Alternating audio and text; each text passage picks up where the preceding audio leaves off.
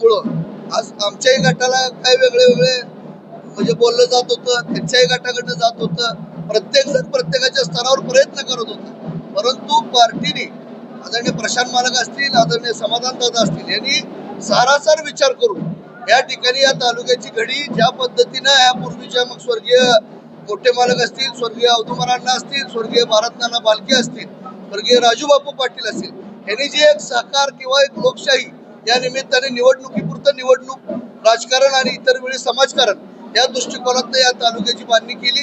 त्यामुळे ह्या सगळ्याचा विचार करून या ठिकाणी वसंतनाना देशमुख यांचे उमेदवार आमचे प्रमोद हरी देशमुख सर यांना भारतीय जनता पक्षाबरोबर घेऊन या ठिकाणी सभापती आणि उपसभापतीच्या निवडी पार पडल्या. विरोधकांना काय सांगणार?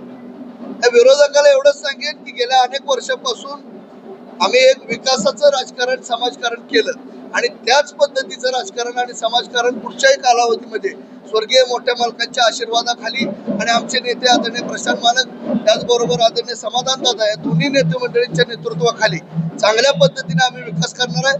विरोधकांनी गेल्या 4 दिवसापासून वेगवेगळ्या बातम्या सोशल मीडियावर आल्या. आमच्याही कार्यकर्त्याला कालपर्यंत वाटत होतं की बाबा ही अशा बातम्या येत आहेत तर काय होणार आहे, परंतु मला खात्री आहे की जे आमच्या घरातलाच एक भाग काही कारणास्तव दूर गेले होते तेच आज पुन्हा स्वगृही परतलेत. पर्यायानं प्रमोद हरी देशमुख यांना या ठिकाणी उपसभापती पदाची संधी दिलेली आहे. त्यामुळे दिसतं तसं नसतं.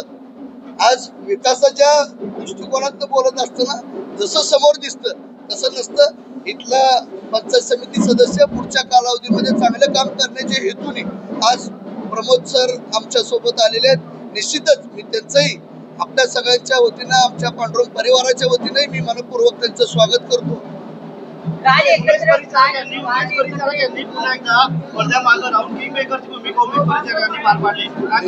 निश्चितच ज्या ज्या वेळेला असे प्रसंग होतील